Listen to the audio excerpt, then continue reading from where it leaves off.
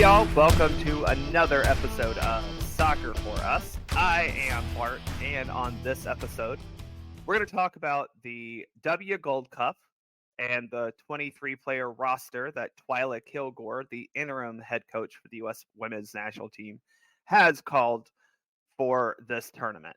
Now, obviously, it's not just 23 players. There's a couple of practice squad players who we will talk about a little bit, but 23 players are eligible to play in this tournament. And to talk about this and some other things going on in U.S. soccer is my friend and author of a new piece out on chasingacup.com, Thomas, aka US Keeper. Thomas, thanks for joining me tonight on National Girls and Women in Sports Day. Oh, well, I wasn't aware of that. That's excellent. Thanks for having me, Bart. I'm excited to talk about the W Gold Cup and the roster that was selected dropped today. So Some surprises, I think, is safe to say. Yeah. yeah, I think there's a few surprises.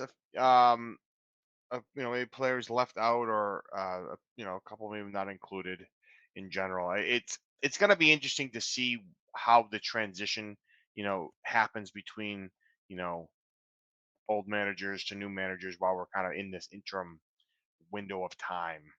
Um, You bring up a good point there because Twyla Kilgore, as I said, still the interim manager, is really the one calling the shots, obviously with Matt Crocker. This is not something that, to our knowledge, that Emma Hayes is necessarily picking and choosing. I'm sure there's consultation and guidance, but it's not a, hey, Emma picked these players and Twyla's going out to coach them up. That is a good point that you make, though, is Twyla, who was on Vlatko Andonovski's staff, and we know how that player selection was kind of, I don't know, the problems with that player selection that he had, versus fresh new eyes that Emma Hayes may have. That's not in effect yet. And so I think that we have some players who are holdovers, but there are a couple who have been cut, and we'll talk about them first. I do want to mention again that this is the first standalone continental championship for CONCACAF on the women's side, which again is important because as we've talked about, whenever we talked about those tournaments, CONCACAF tends to put together a continental championship plus an Olympic qualifying or plus a World Cup qualifying. This is not going to have any bearing on that. This is just a pure standalone Gold Cup, and I expect them to have a ginormous trophy at the end as well. yeah, I think that's a good point, and it's we've discussed this, but it's time for this tournament to happen, and they're sharing, I guess the stage with some South American teams, so Yes. it's going to be exciting for the group uh, to get out there and kick this off. Well, we know that we have 23 players plus a couple of practice players. We know that we will have 3 group stage games. We still aren't sure who the first one is against, as that will be a to be determined qualifier that plays the week before we play, or the weekend before we play. But let's talk about the roster. Like I said, 23 players officially on the W Gold Cup roster, and the goalkeepers. We'll share our ideas after this, but both surprises and unsurprising. So we have Jane Campbell from Houston, Casey Murphy from North Carolina, and Alyssa Nair from Chicago. Now, for me, Thomas, the surprise is that Alyssa Nair is back. She was obviously not in camp in December. Casey Murphy and Jane Campbell seem to have become the next two, but Alyssa Nair called back in.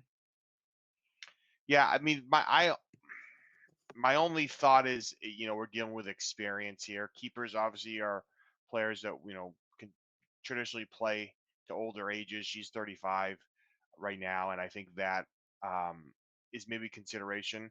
I'm okay.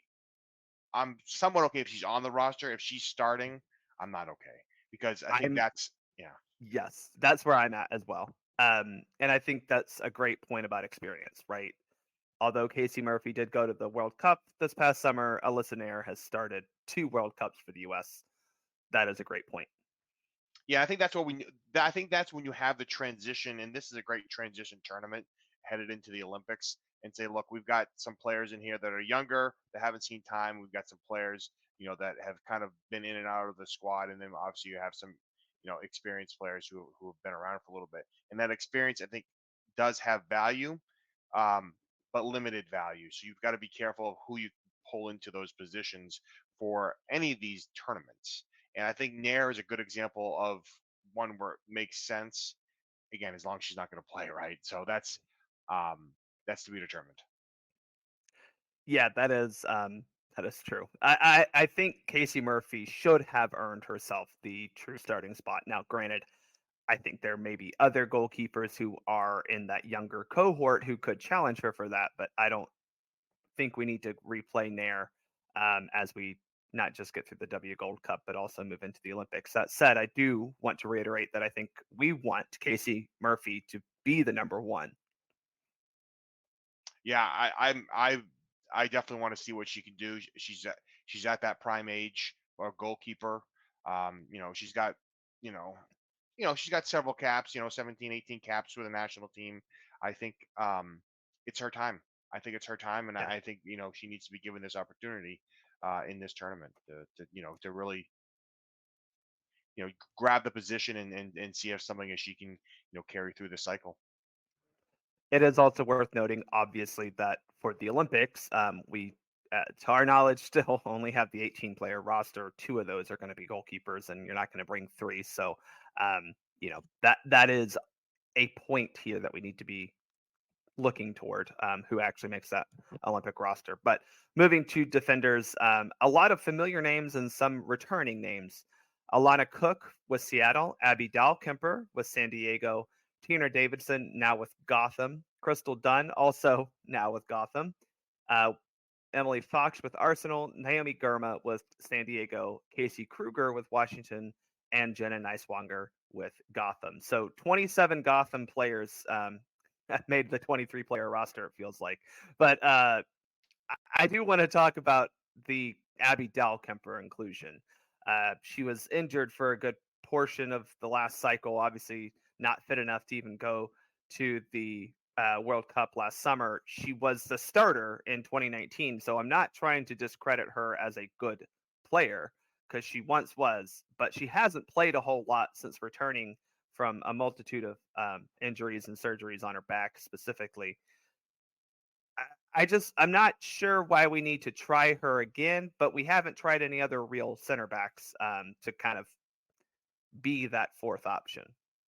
Yeah, it's an interesting call up because of the injuries, and I think the lack of playing time, I think with any player is going to impact that.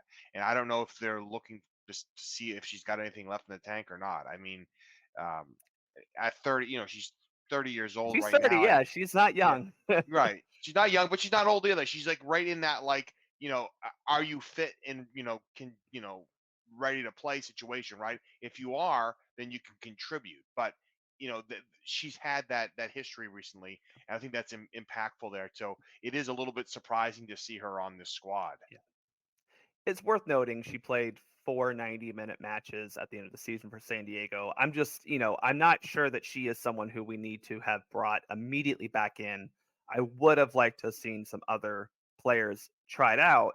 Sam Staub, Sarah Gordon, those types of players who have been stalwart center backs in NWSL. It seemed like we just kind of waited for both Davidson and Dahlkemper to kind of get healthy and said, okay, you're back in the squad. Yeah, that's kind of what it feels like. But we do also have Jenna Neiswanger coming back in. She featured in the fall, the young rookie, now second year pro for Gotham. It she and Emily Fox seem to be kind of the favorites to take on the outside back positions going forward. Yeah, I'm excited to see what Emily can do this cycle. As she's got a lot of promise. She's playing over in Europe right now with Arsenal, so I think it's really it's hers to lose, and I think she's going to take a big step this cycle and really impress a lot of people. We'll talk more about all the transfers after this. We're going to do a transfer roundup, not just for the U.S. men, but also some big ones for the U.S. women. But you're right. She got that move to Arsenal, has been killing it over there. And then I think the other important person to note, Casey Kruger, who has kind of always been on the cusp of will she or won't she make a roster, makes this competitive tournament roster. If I'm telling you that Neiswanger is the future at outside back, I think it's pretty clear that Kruger and Dunn are the present, kind of the old heads, if you will, of the group. Yeah, I mean, I almost have to wonder for Casey's perspective, this is almost like a farewell tournament for her. Yeah, Yeah, I she's she's in her mid 30s, you know, age 33, if you consider that mid 30s, but she's at that age where again, you've got to be fit form constantly, and the workload to maintain that yeah. level of um fitness and all the skills and abilities that go with it. I just question whether players are able to put that time and commitment in for that. So we'll see. Um, what she does. I mean, obviously she's you know kind of been hanging around here for a little bit, but um, yeah, I think she's this could be one of her last opportunities for the national team. I agree. And this tournament kind of, for me, will show me if she will have any shot of making the Olympics. Obviously, that would probably be her final tournament she could make.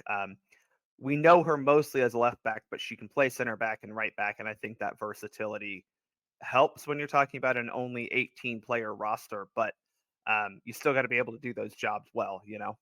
Right. And in the scope of this roster here, I mean, she kind of fits in with that veteran side, obviously. I mean, she doesn't have a huge amount of caps with the national team, but she does have that veteran experience leadership that kind of, goes in with the Crystal Duns and that sort of thing of integrating with some of the younger, 20, early 20s, mid 20, players that we're seeing, here on the defense. Speaking of those, the three that kind of stand out on this roster for me as the set starter trio, if you will, and I'm not quite sure what Emma will, well, what Twyla, I should say, will do, but you have Tanner Davidson coming back into the squad after missing last summer with an injury. I think that one was an ACL as well. Alana Cook, who didn't play at all during the summer World Cup, coming back, and then obviously Naomi Girma. Uh, she's the starter. She's your she's center back one. It's just as a matter of who plays next to her. Yeah, it's a fun, exciting group on the defense here. I'm excited to see, and I really hope they go ahead and put these, these, younger players in here and allow them to grow into the tournament. Because if they want to medal this summer, they have to, see what they have out there. They have to be able to adjust um, to that. And that's the growth. That's the growth of national team. You have to out with the old, in with a new type of thing. And if you Yeah, can't use a tournament like this, and a tournament that they should, until they get to the semifinal or final, they should be able to win these matches with yeah, that group either way. But I think their quality, we've seen them, play at high levels. Their quality, so we want to see them collectively work with, kind of this, this next cycle's uh, preferred lineups yeah. and get them out there.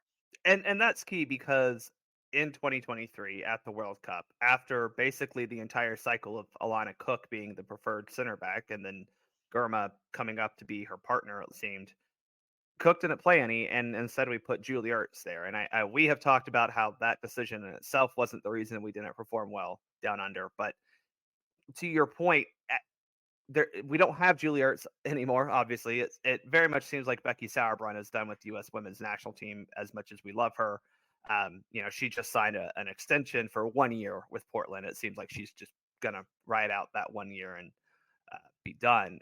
It, we didn't get a chance to really see Cook and Gurma at the highest level. And maybe it's not Cook and Gurma. Maybe it's Cook and Davidson. I mean, that's silly, but you know, it's Naomi Gurma and probably Davidson, but maybe Cook. I want to see what that is. I don't need to see um, an older player who may or may not be able to be around for 2027 starting next to Naomi Gurman. Is that too much to ask? Yeah, I don't think it is. I mean, I think you have the play, even though Emma Hayes is not managing this group, she has to want to see those combinations before she comes in and jumps into the Olympics, right?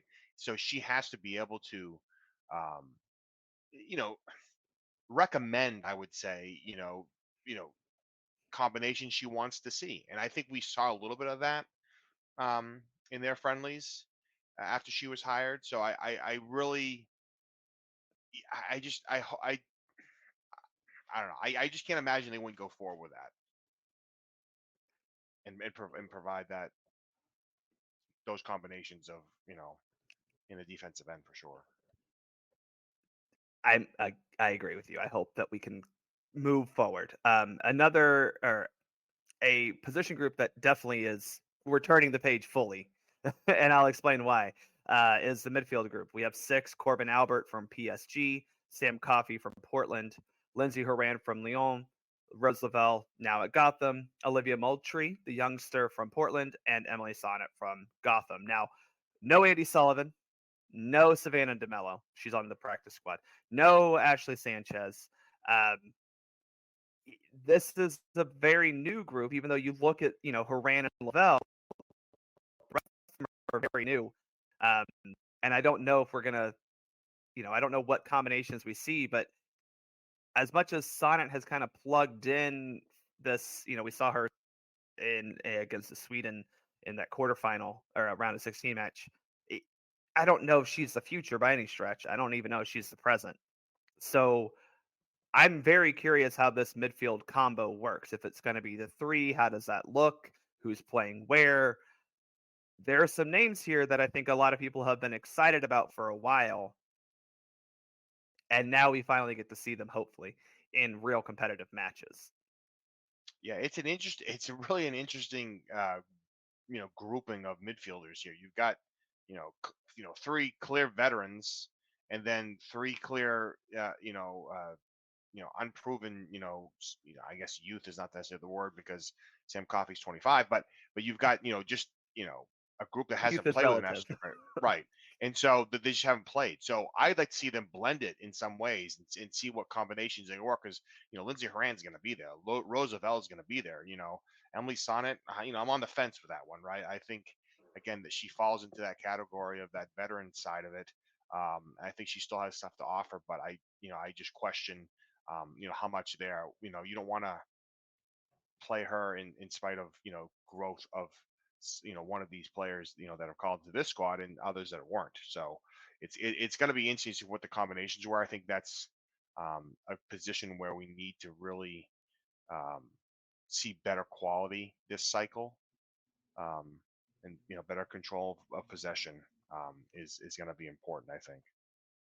Worth noting that obviously in this midfield we have Roosevelt, who made an NWSL final last year. We had and Emily Sonnet, I should also say, and we also have Corbin Albert and Lindsay Horan, whose teams are both into the quarterfinals of the Women's Champions League over in Europe. So, I mean, just on paper, this group looks really good. Yeah, it's a nice looking group. I just want to see how it's going to be blended together. I'm Yeah, excited to see, them kind of work into the group because it's a long tournament. You're going to have to play. You're going to have to play different combinations within this tournament. So it's best to kind of see if you can find out which pieces work together. that's a great point about a long tournament because it doesn't feel long when you look at it on the calendar. But you're playing a quarterfinal, a semifinal, and a final, which is something we haven't had to do in a CONCACAF tournament ever. And the group matches are 3 days, like they're quick. You don't have a whole lot of time for rest. So I'm like, this midfield should be doing a lot of work if we're, possessing the ball as much as we think we are and trying to recover the ball as much as we hope we're going to.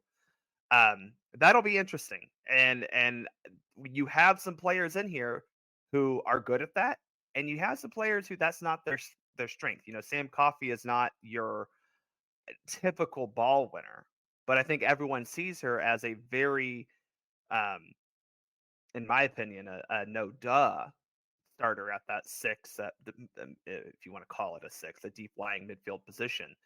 Do you see this being a 2-1, diamond, or is it a 1-2 diamond where you have two attack? Like, what are you seeing us move to now that Vlatko's not making all the calls?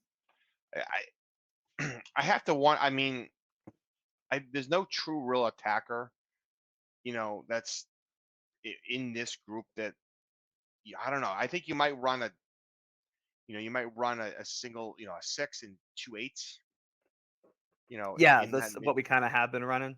Yeah, I think so to start. Yeah, I think it's going to evolve though. I think they're going to have that opportunity to see a little bit more with this because again, you don't have that the group stage. The matches are very tight. I mean, yeah, they're just too tight to be rolling out the same 11. You're just not going to be able to do that. And so yeah. yeah, I think you'll just see different combinations. And I'm hoping a player or two steps up and you know, takes one of those spots, from one of these veterans, and just hey, sorry, thanks for your time, but it's my time, right? That's the thing we need to see from some of these younger players is they take hold of that, right? Take hold of one of those positions. They have that opportunity. It's a great opportunity heading into the Olympics. So don't you know don't miss out on it. Well, I mean, Lindsey Horan and Roosevelt have been playing those eight for this U.S. team for basically it seems like 4 years. Really since the Olympics, they've been that's been their job, and it's been a struggle. And so, is that just maybe you put Corbin Albert there, or maybe it's you have two defensive and one attacking. I'm with you. I don't know what that looks like because the no duh to me is Haran and Lavelle, but that just hasn't worked as well.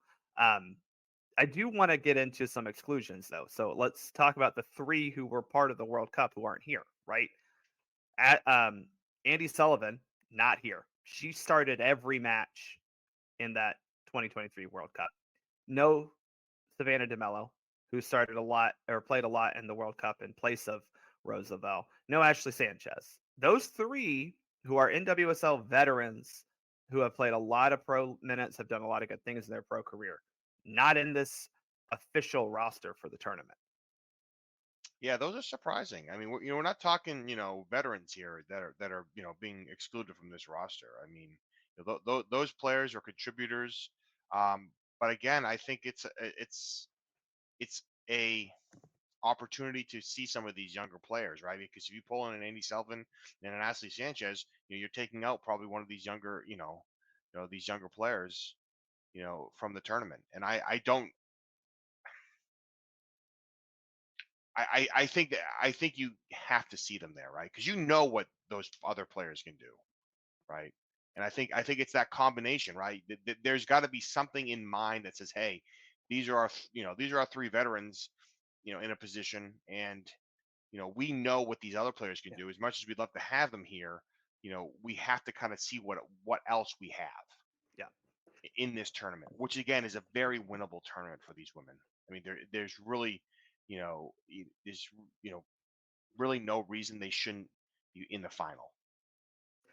I mean, you're right. And I look at, for example, Andy Sullivan, and she was the biggest frustration for most people when it came to the squad last time around. I mean, we can talk about inefficiencies, but at the end of the day, we saw a deep lying midfielder who wasn't really effective at anything.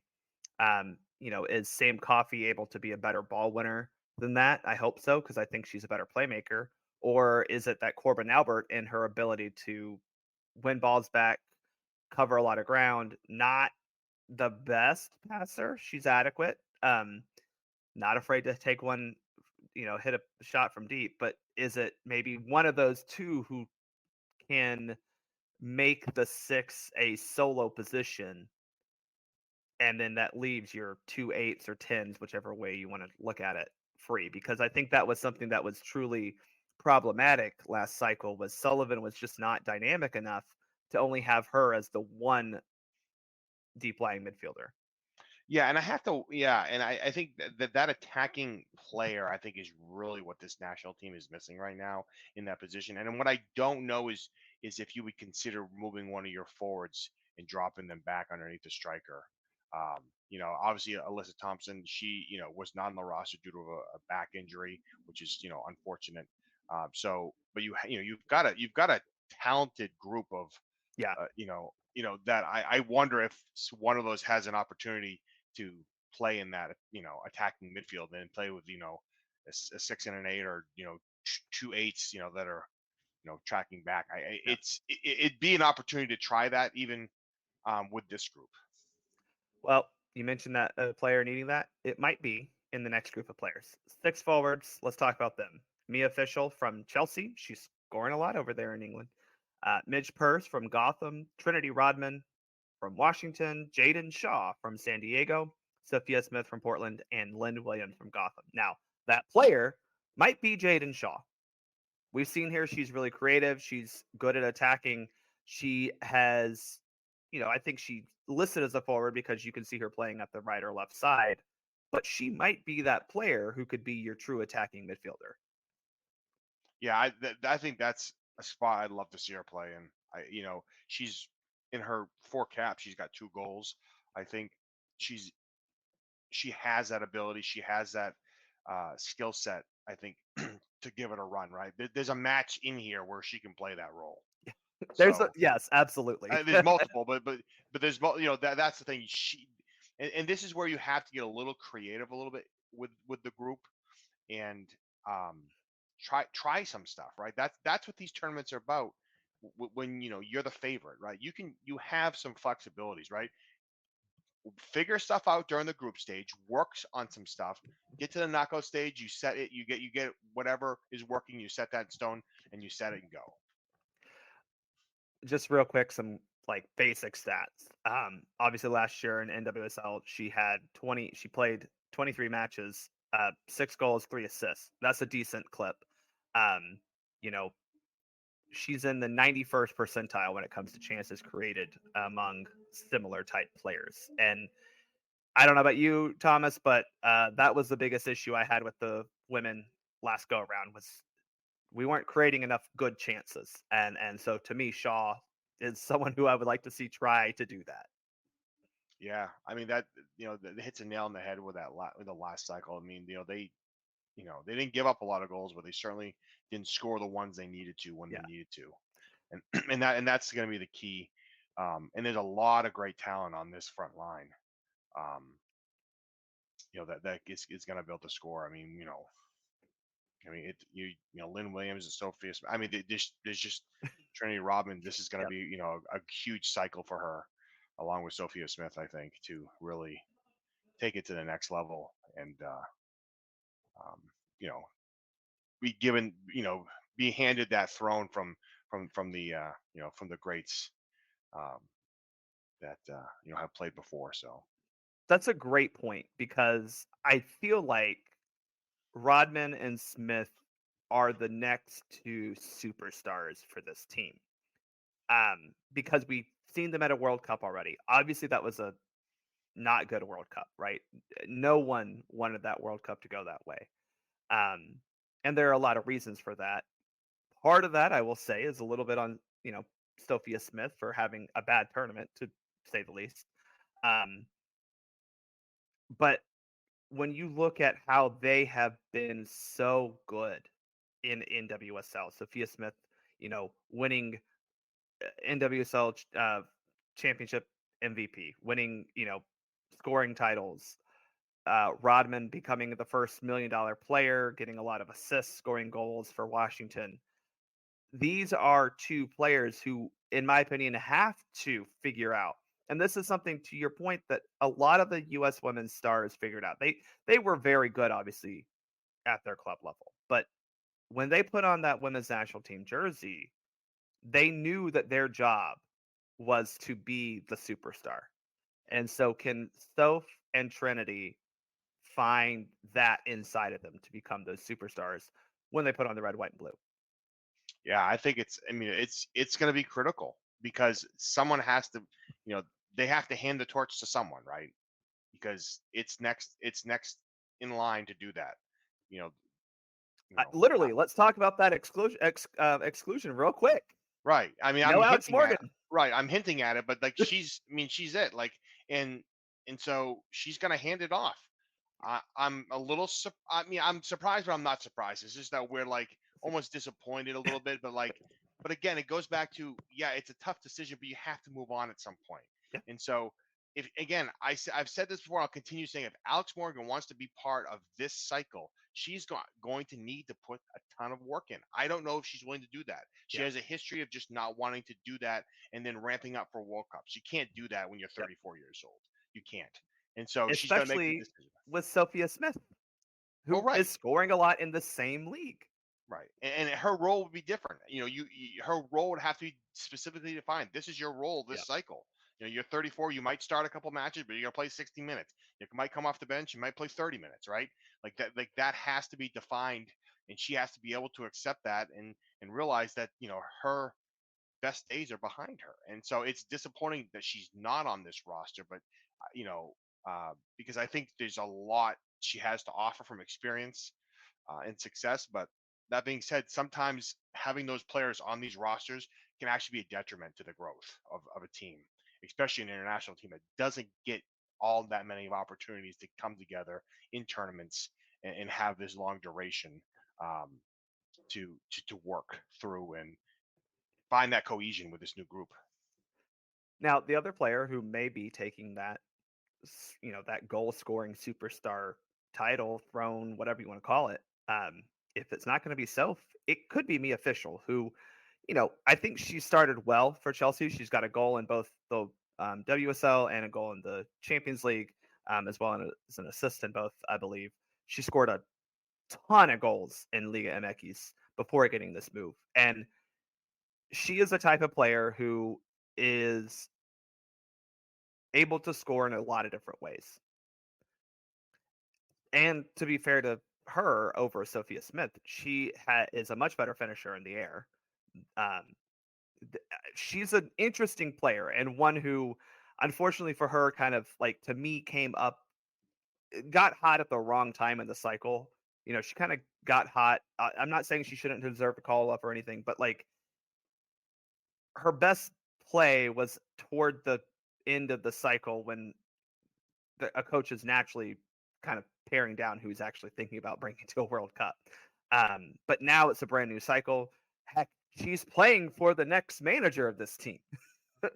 So for Mia, this is an opportunity to. I mean, we've seen her score for the U.S. already. This is an opportunity to take the minutes she's going to get because she will get minutes in this tournament and make them productive. Yeah, absolutely. I mean, the timing was tough on that. It all had with a with a player of her age caliber, and experience. It was going to have to perfectly line up for her to make that World Cup roster, and it just it's not it's disappointing, but not overly surprising either. But yeah, she has a great opportunity here at the cycle to find a role there, and I think she fits that. There's a lot of great ability she has, and scoring the air is one of them. I mean, she's, Yeah. and that's something that's we haven't seen consistently for a long time. So I think she has that opportunity. I can see, her having a decent tournament, showing well, and making a mark on this tournament for the U.S. women. Yeah, and I think that's exactly something that we kind of longed for, especially in the World Cup, where we had a couple of strikers, both Morgan and Smith, who were, inefficient, a little bit wasteful with their chances. I'm not saying we gave them a whole lot of great chances, but we definitely didn't take the ones we got. And it does seem like Fischel is the type of player who can make the most of those opportunities when she gets them. Yeah, I'm excited to see what she's going to what she's going to do this tournament. All right, last two forwards we want to talk about is the Gotham duo of Lynn Williams and Midge Purse. Obviously, they play right wing, basically. I think they're going to be battling it out for starting time at that position. But if you want like the two best right wingers in women's soccer, like you might have them both right here. Midge plays a little bit for she can play defense as well, which I think will help her as we look at the Olympics of okay, well she can play anywhere up and down the right side. But I am expecting Midge Purse to show out this tournament because she's a player who was injured for the World Cup, and I think a lot of people realize um, how how big of a miss that was for the U.S. during the summer down under. Yeah, her skill set was sorely missed for sure. Um, and again, she's another opportunity. She's probably in her last cycle. Yeah, If I'm being realistic, I mean, she's 28, and she's gonna be, you know, it's a good opportunity for her to be able to, um, pretty much show what she has, right? And kind of carry, and carry the position. Frankly, yeah. um, she has that opportunity. It's just a matter of, staying fit and being able to, you know, score those goals and set the players up that need to be set up. So Yep, 4 goals, 4 assists last season in NWSL, only 15 matches played, obviously, I mentioned that injury, but she's had a very prolific career, and she's been someone who has always been in and around the national team picture, but injury has been a problem for her. Let's finish talking about the roster. Um, we mentioned Alex Morgan not here. Um, Becky Sauerbrunn, though technically fit, not here. Mal Swanson on the practice squad, she's not quite back to full fitness. I think she would be someone who would have been in the squad had she not been at full fitness. Was there anyone else who you just think was looked over, or anyone who was not brought in from the World Cup roster that's kind of a shock? yeah, I mean, I think we mentioned the names. I mean, Demelo, I think she's on the pre-roster too. Andy Yeah. Sullivan and Ashley Sanchez were others. I think there's always these other. You maybe could have. No, I mean, I think that's really those are kind of the key ones. I mean, I was struggling as well. yeah. I mean, Elisa Thompson. I don't know if we mentioned she's also on the pre-squad. She's another one, but Yeah. she hasn't really seen any time with the group. So I think just a camp opportunity for her. She's 18, and I think it'll be a good atmosphere for her to be around. She's a player we'll probably see. Have some chances this cycle. Um, to get into the squad, but yeah, other than that, I think that covers it. I mean, I said you have to move on at some point. I would love to have seen Mallory Swanson. I mean, she's unbelievable. She's just not fit yet, and so there's no point in pushing that. Yeah. And bringing in, let's get a look at players that give them an opportunity. And when she's fit for the Olympics, then she'll definitely be there. Worth noting that Giselle Thompson, Alyssa's sister, is a defender also on that practice squad roster. All right, let's wrap that up and move on to transfer roundup. We'll do some of these really kind of quick, and then I'll ask for your thoughts overall. But um, a lot of moves from U.S. leagues, a lot of moves for U.S. players. Let's start with the women. We mentioned several of them. Emily Fox going to Arsenal. That to me is the big one of this particular window, outside of the free agents going to Gotham. But this is a big transfer for this team, especially when you look at the future of the women's national team. Yeah, it's a great move. I was super pumped to see Emily get that move. It should do great things for her, club career, and hopefully it just allows her to take it to the next level with the national team. Also moving, Ashley Sanchez going to North Carolina Courage, and Gotham signed a bunch of players. That's really what it comes down to. Gotham signed Tierna Davidson, Crystal Dunn, Rose Lavelle, and Emily Sonnet. Moving out is Christy Mewis going to West Ham. Obviously, she's there with her fiance. I don't think they're married yet. Sam Kerr, who now is tore her ACL, so that sucked. We won't be seeing her in Paris. But the Gotham quintuple, that was a big move for them to pick up all 4 of those free agent signings, as on a top of keeping some of their other good players. Did someone say Team America?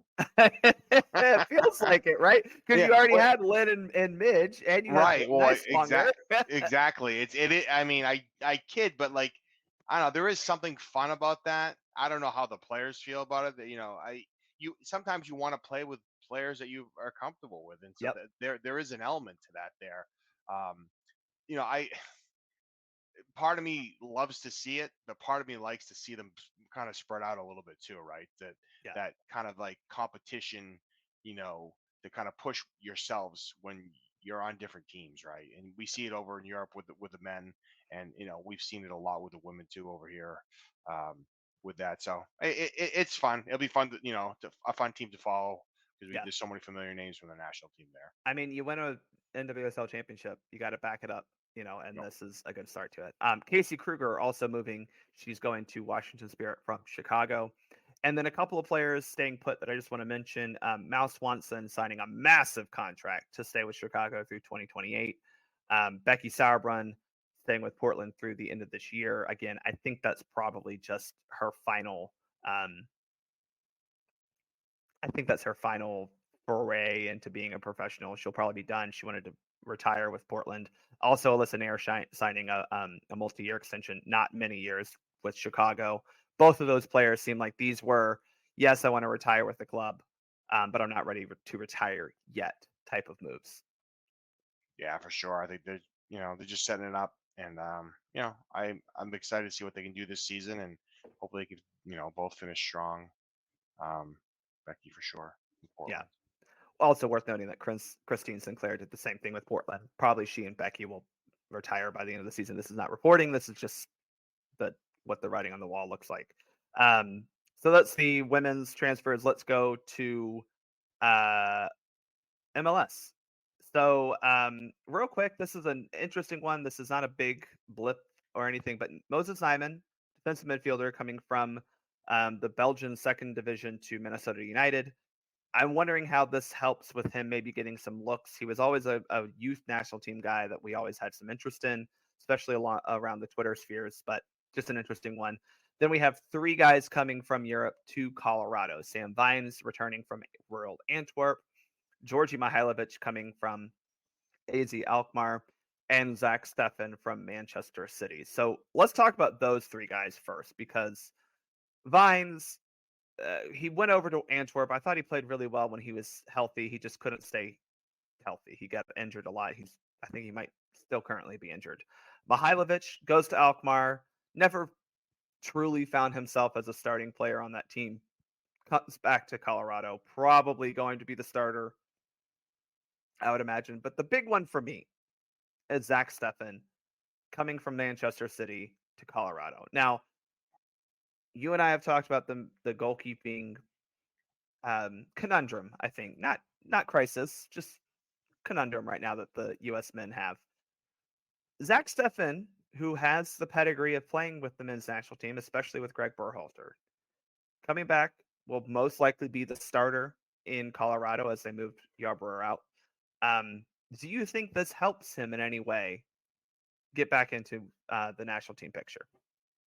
His health is number one, right? He's had some multiple injuries, I would say.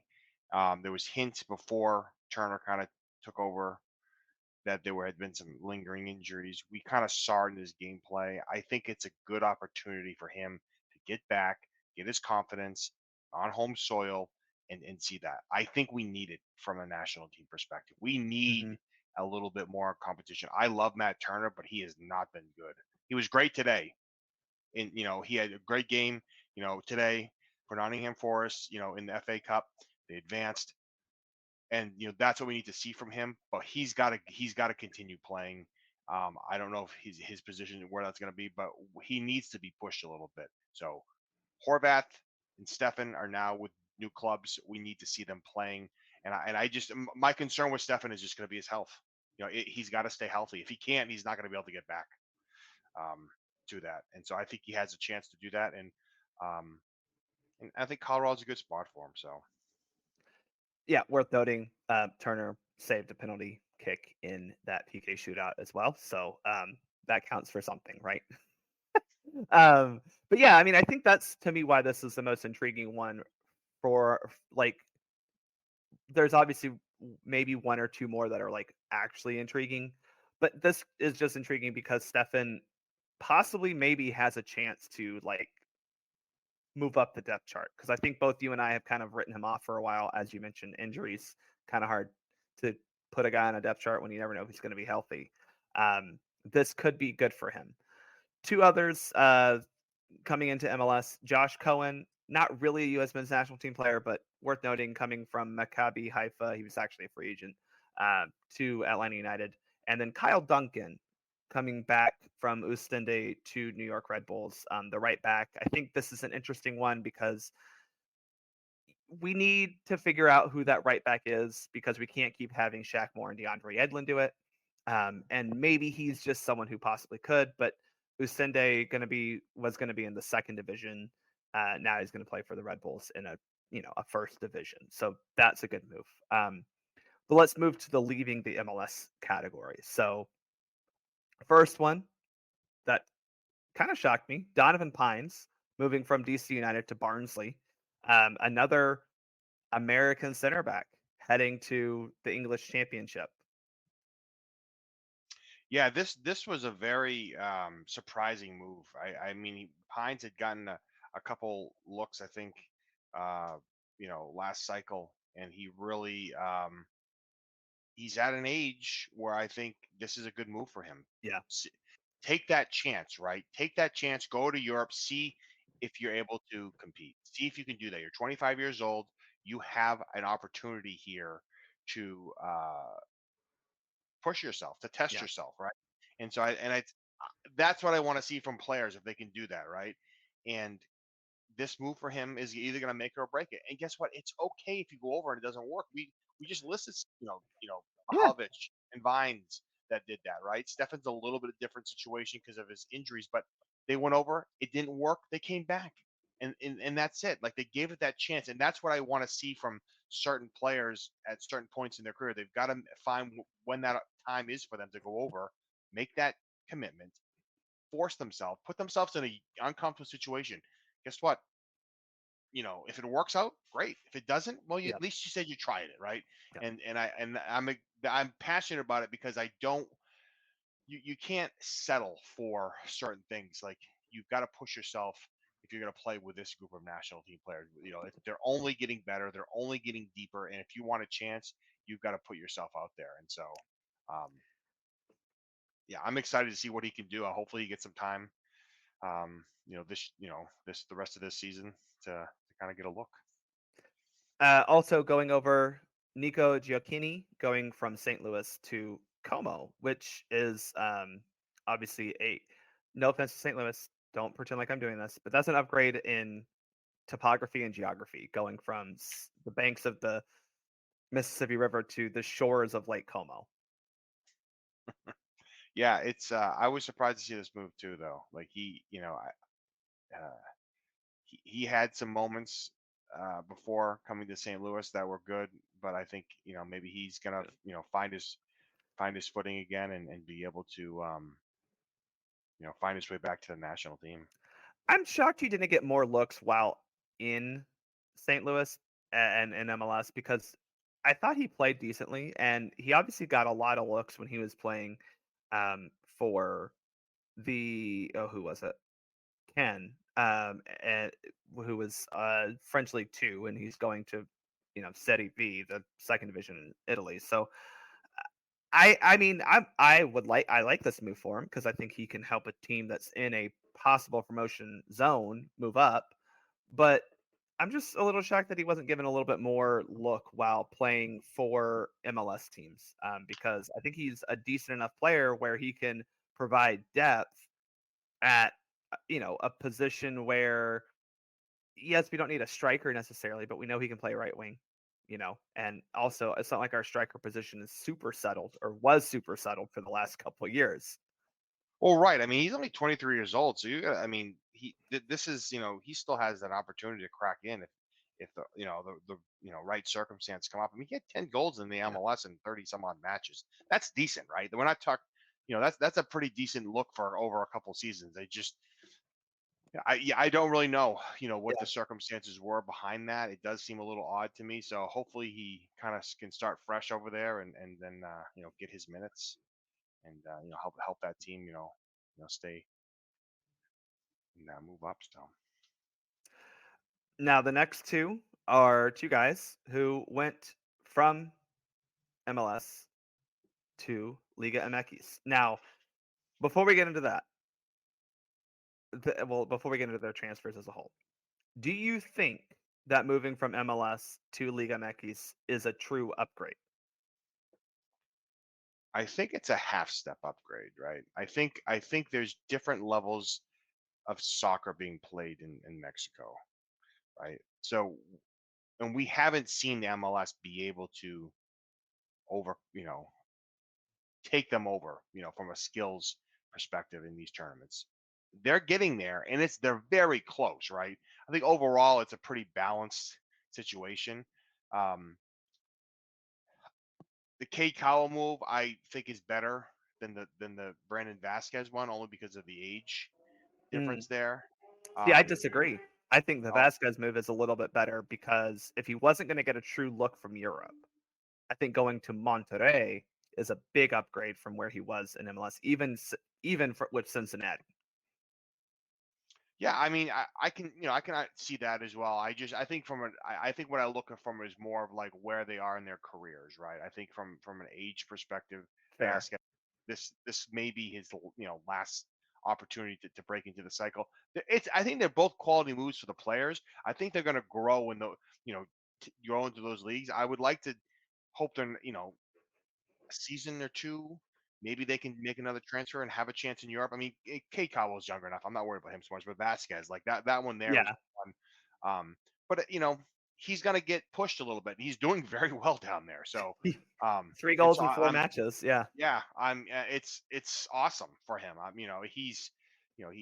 He has a certain skill set for that striker position that might have a role in the World Cup, right? If depending what the roster size is and who you're lined up with, maybe his skill set, it finds him getting that 23rd spot, that poacher Yep. goal scorer here that's needed in the 89th minute of a knockout round game to advance, right? So he didn't hurt himself for sure. I think it's a good move for him.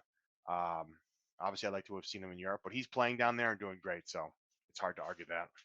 I will take your point though, because I do think like this is not it's gonna push him, but is it pushing him to the level he needs to be a great striker, like to move up the depth chart for the US men's national team? So for that I understand because I don't think this really affected maybe it solidified. I don't know if it truly like pushed him up anywhere, but I think this definitely puts him, below the Ballo, Pepe, Sargent. Like now I can go, oh yeah, Brandon Vasquez. Maybe I see him a little bit better now that I see him scoring with Monterrey. Um, Yeah, that said, I totally take what you're saying about Cade Cowell because that's a dude who needed to find just a different pasture. Not necessarily better, not necessarily greener, but he was so I mean, he had been at San Jose for a long time. He had been a professional with San Jose for multiple seasons now.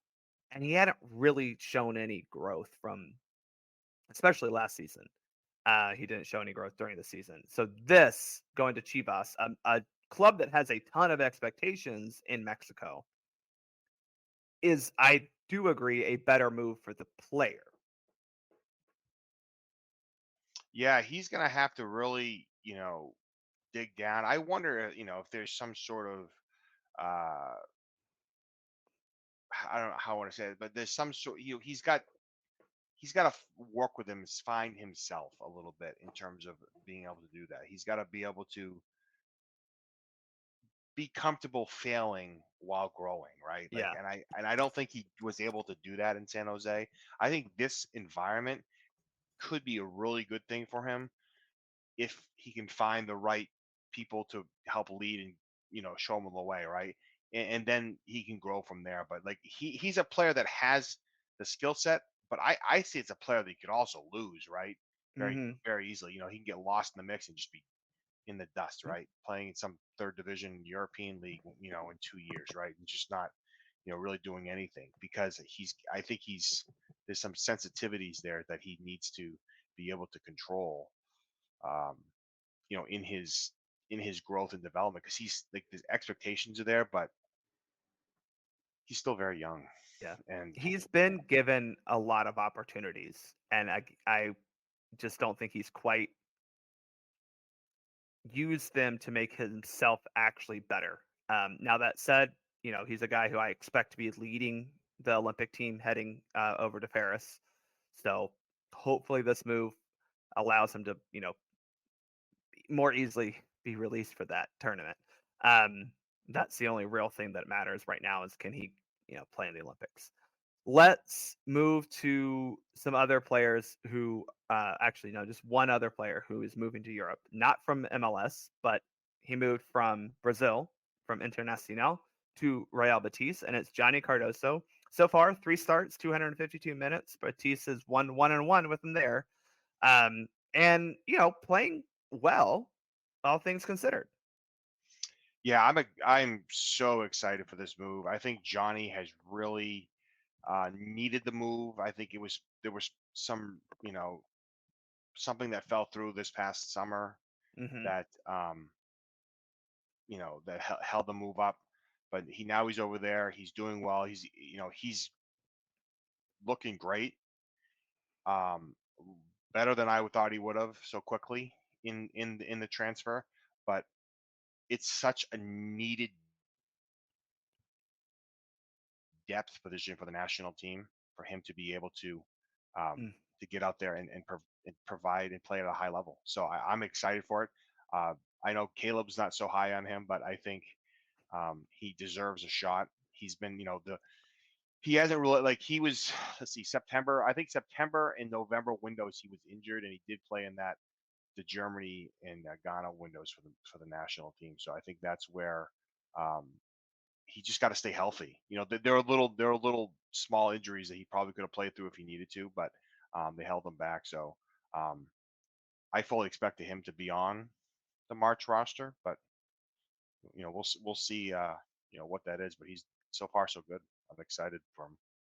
Well, I mean, I think Caleb would say that his problem has been he hasn't really shown it well for the U.S. men's national team, and that's That's valid. right.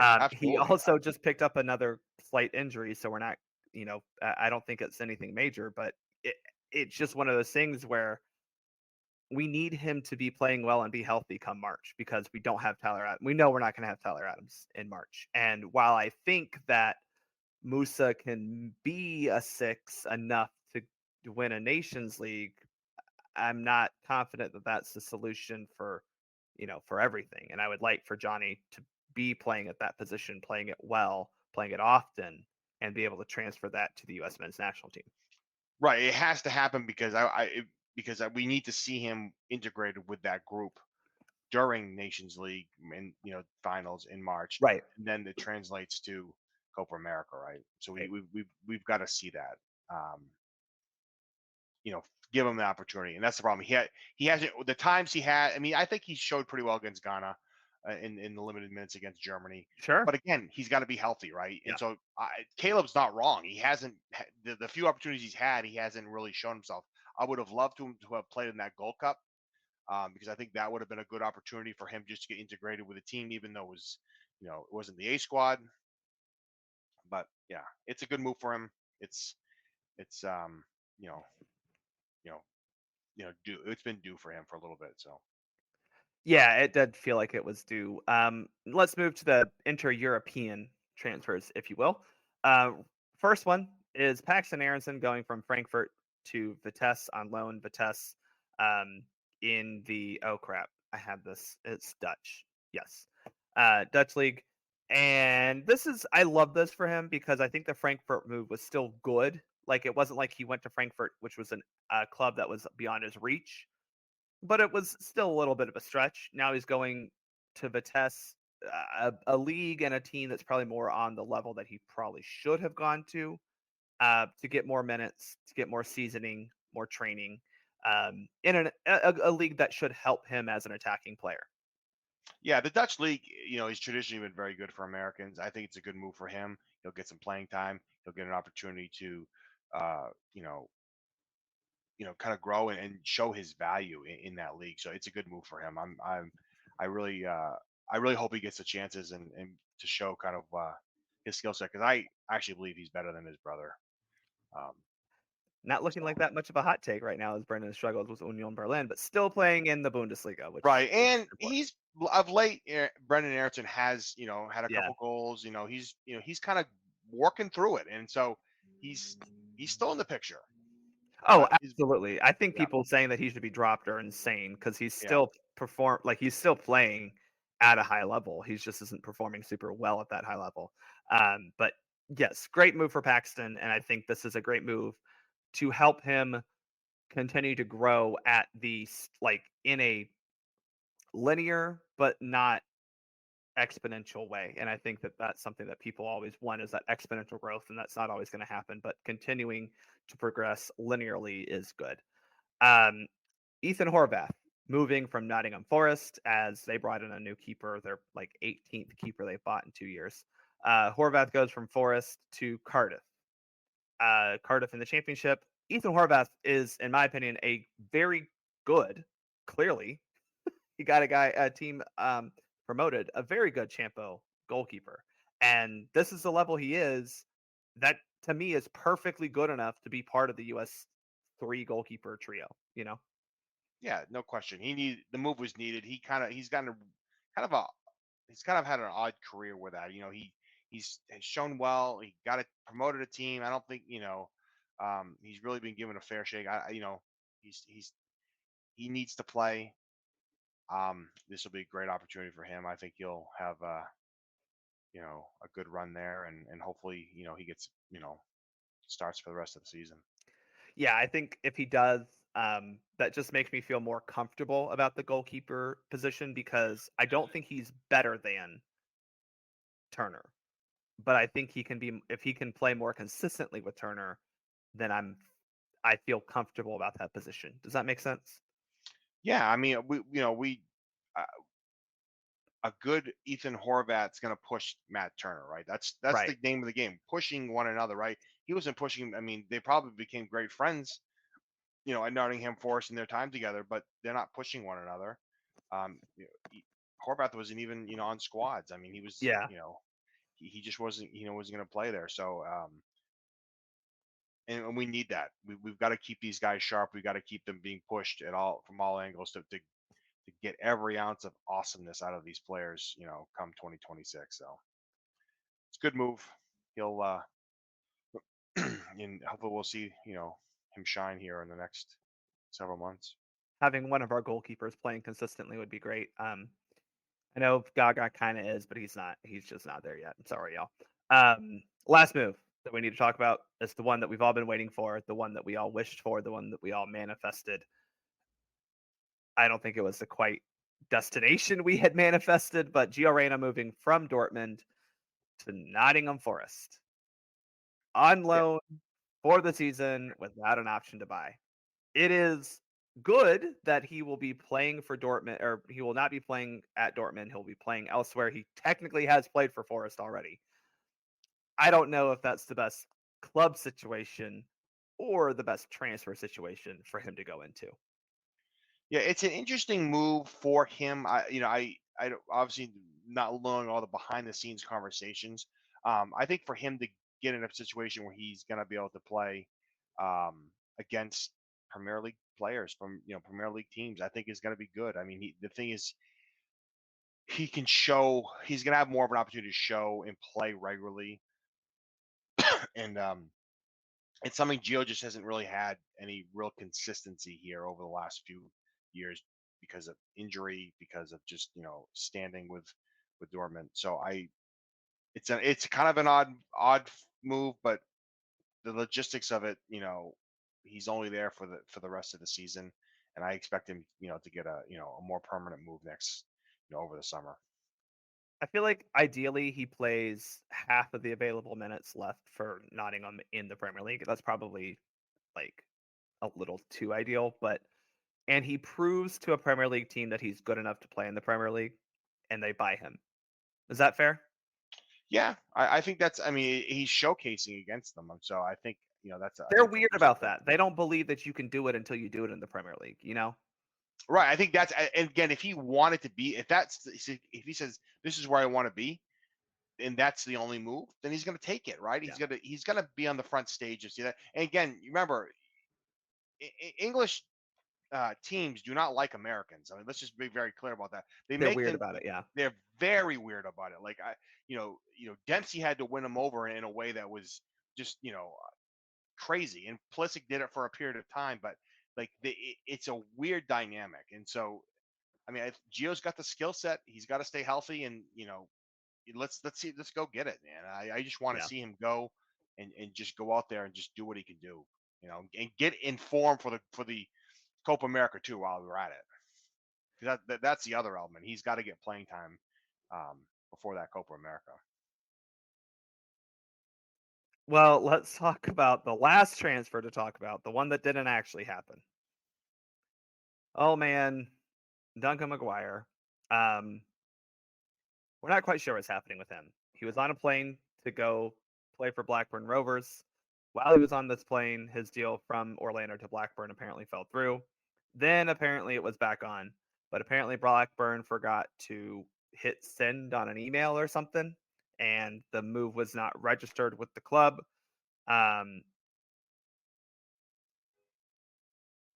they're supposedly, hopefully, going to have a true answer by Thursday, but it who knows? He's still in England. He still wants to play there, but that transfer window has closed in England, and that's going to be where the sticking point is for this young man.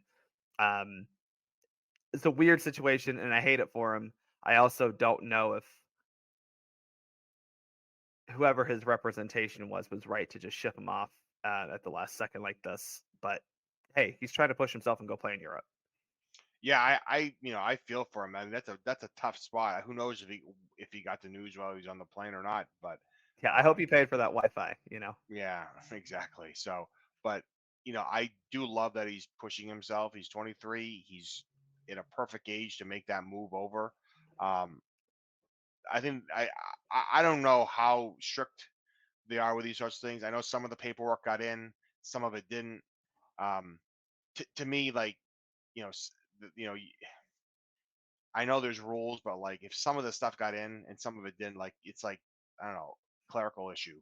So either it was intentional or it was accidental, right? It's not the first time they've done this, and I'm sure teams all the time have right up the wire timing on that stuff. So we'll see. For Yeah, his sake, I hope that they figure it out and he gets to stay over there because that's a long walk home. Um, yeah, you know. yeah. And I would hate that for him. I mean, Orlando has Champions Cup, CONCACAF Champions Cup, and probably looking forward to a very successful league season. So it's not like he would be playing for a bad team here in MLS, but I just hate it for the kid. Yeah, That's it's a kick in the gut, for oof. sure. Yeah, it is. But That's all I have to say about transfers. Let's move on to the 2026 World Cup schedule released. We know the group stage and knockout stage, at least the dates. We don't know times. We know dates and locations for 2026. Past the group stage, we really don't know which teams are playing where. We barely know that in the group stage, but we know that the U.S. will play in Los Angeles on Friday, June 15, then in Seattle on Friday, June 19, and then back in Los Angeles on Thursday, June 25th. Now, Greg Berhalter said in his press conference after this that basically the FIFA and the World Cup committee talked with the national team coaches, um, consulted a little bit, obviously, and that was their biggest feedback was they wanted to minimize travel. You see on the schedule, there's three different pods: West, Central, and East. Um, all three national teams are playing in the same city or playing two games in the same city, one game in another city. So they are trying to reduce travel. But what is your takeaway from what we learned on Sunday in a hour-long TV special that could have been an email? yeah, it's interesting. I mean, I think the scheduling. I mean, look, it's a bigger World Cup, so you're going to have a little bit more duration between matches. I think, Yeah, a week in between the first and second match. That's a lot. yeah, yeah, which is actually probably beneficial for the True. U.S. Right? You know what I mean? Like really, when you look at that like piece of it, I mapped this out several years ago. I almost hit it on the nose because of what a 48 team, four, group thing would look like. And 12 groups of 4, by the way. right, That 12 groups is of four, confirmed. so 48 teams. They're gonna, it's so you're gonna have the last day matches, which is great. I mean, that's how it has to be done, and then it's a round of 32 down to the final. But I think I think my frustration is this: is that again, I'm selfish as from an East Coast perspective. Like I want to see, you know, the U.S. in playing in those areas. I mean, traditionally they've done pretty well playing out in the West in general. They haven't played out there all that much They haven't played recently. friendlies. They played a lot of competitive tournaments out there. Yeah, I mean they've had had a few finals in Las Yeah. Vegas and that sort of thing for the Nations League, but um, yeah, I would have liked to know a little bit more like if they could have chosen which area, right? Yeah. Like how much they knew, going into the decision making behind that, because that's kind of interesting to me. I think it's smart not to have crazy travel. I mean, the last time they played in Detroit and they had to fly all the way to Los Angeles, Right. We don't want right? that. Right. So I mean, I think you're reasonable to do that. You kind of layer it in a way that kind of gets you to the final, like Yeah. from a travels perspective, right? I think that's a reasonable piece of it. I like to know a little bit more of the inner workings of why they thought playing on the West Coast to start would be better um, than maybe Yeah. playing anywhere else. Yeah, I mean it's a fair question because you know, the US you would think they would play up in the Northeast, right? Boston, New York, Philly. They're not. They're obviously complete opposite of that. I do think that part of that may be to kind of help game the groups a little bit to give those groups that either have two European teams or a high seeded European team, say like England or Germany or France, give them those East Coast time zone games so that there's not as much, delay from the game start to broadcasting time back in Europe. I don't know how much of that FIFA cares too much, but I do know that they have done that for the US because we're a major media market, and obviously there are major media markets watching this in Europe. So I do think there's a little bit of that to it, but um, we don't know what groups are where. So Right, and we won't until the draw, right? right. Like that's going to be the key to that. I've been doing a little research based on the last World Cup. I'll make a small graphic and tweet it out um, uh, at some point here. But the latest start time that I've seen so far from the '94 World Cup was 7:30 Eastern. So Yeah. they are the FIFA wants European nations to be able to watch these matches, right? And I Which is think just after midnight. right, and so Yeah. that's not great, but it's still Yeah. manageable, right? And so I think the earliest was like 2 o'clock, maybe. I have to again. I haven't finished it. Okay. No, Which would I'm be sorry. I have 7 in 11. Europe. I have Yeah, that makes 11. I sense. have an 11:30 on here, so there was an 11:30 kickoff.